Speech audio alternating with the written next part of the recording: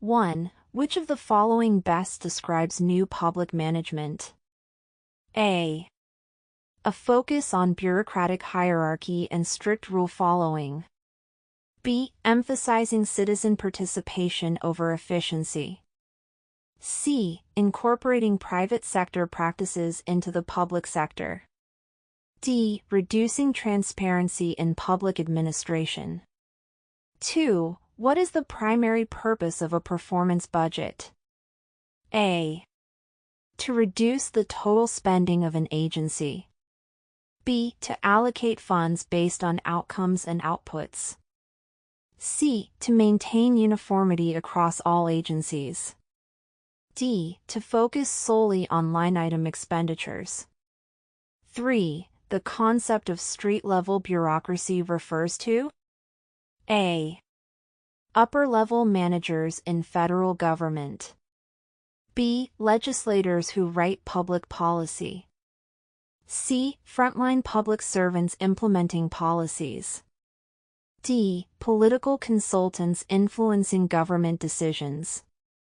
4. According to Max Weber, an ideal bureaucracy includes all of the following except A. Hierarchical structure. B. Impersonal relationships.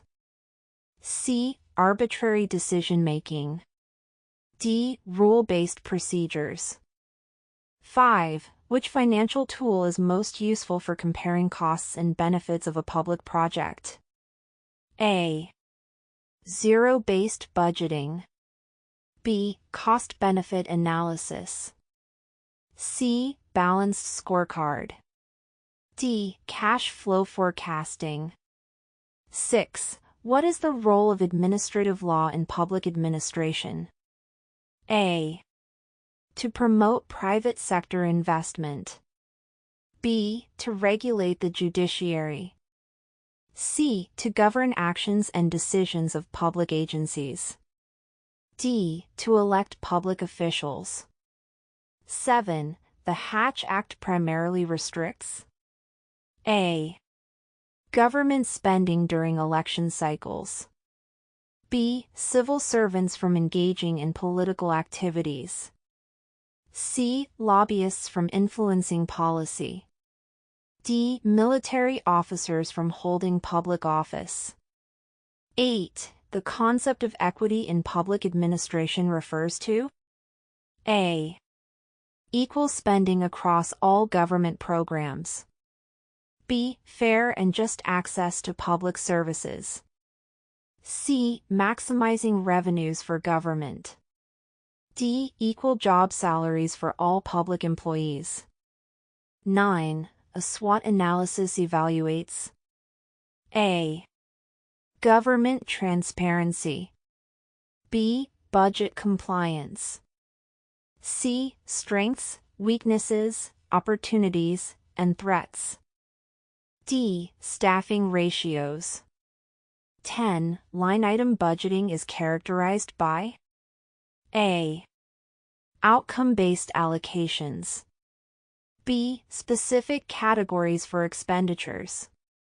C. Complete elimination of overhead costs. D. Funding based on historical performance. 11. The term good governance includes all of the following principles except A. Accountability. B. Transparency. C. Partisan loyalty. D. Responsiveness. 12. In a federal system, power is divided between A.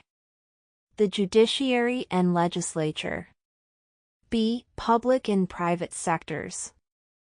C. National and subnational governments. D. Urban and rural districts. 13. An MPA graduate is most likely to work in which of the following roles? A. Software engineer. B. Public health administrator. C. Commercial sales executive. D. Private equity consultant. 14. What is the primary objective of strategic planning in the public sector? A. To increase tax revenues. B. To create a rigid 10-year policy plan. C. To align mission, goals, and resources for future outcomes. D. To eliminate bureaucracy. 15. The iron triangle in public policy consists of A. Politicians, voters, and media. B. Executive, legislative, and judicial branches. C. Bureaucracy, legislators, and interest groups. D. Governors, mayors, and city managers. 16. Ethics in public administration includes principles such as A. Efficiency and secrecy. B. Profit maximization. C. Integrity and accountability. D. Obedience without transparency. 17. Which public budgeting approach requires justifying each item from scratch? A. Performance budgeting. B. Incremental budgeting. C. Zero-based budgeting.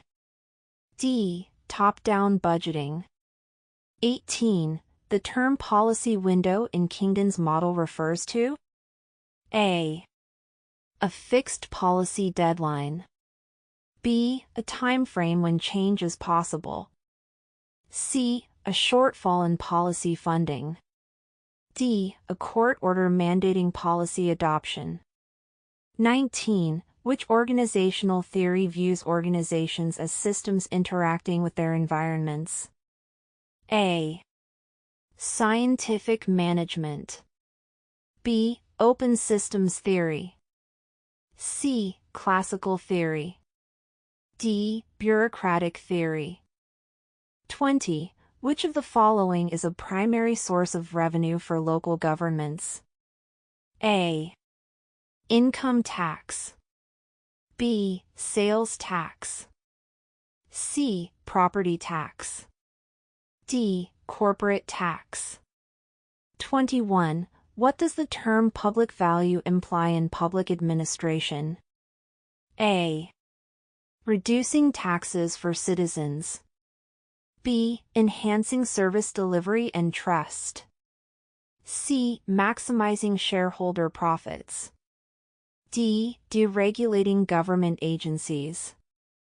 22. Which evaluation method involves assessing whether a program achieved its intended results? A. Needs assessment. B. Process evaluation. C. Impact evaluation. D. Cost efficiency study. 23. The principal-agent problem in public administration occurs when A. Citizens fail to pay taxes. B. Government agencies overreach. C. Agents act in their own interest rather than the principals. D. Legislators refuse to delegate authority. 24. What is the primary function of a city manager in a council-manager system? A. Drafting state-level legislation. B. Representing the city in Congress.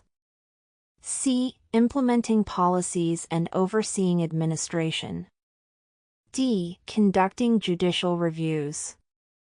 25. Which of the following is not typically a responsibility of a nonprofit administrator? A. Fundraising and development. B. Mission-driven leadership.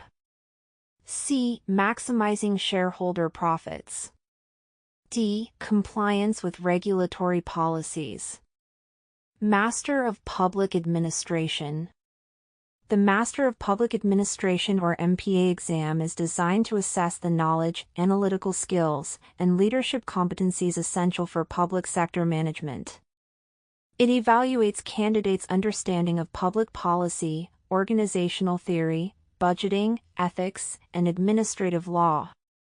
This comprehensive assessment is often used by universities and employers to measure a candidate's readiness for graduate-level studies or professional roles in public service.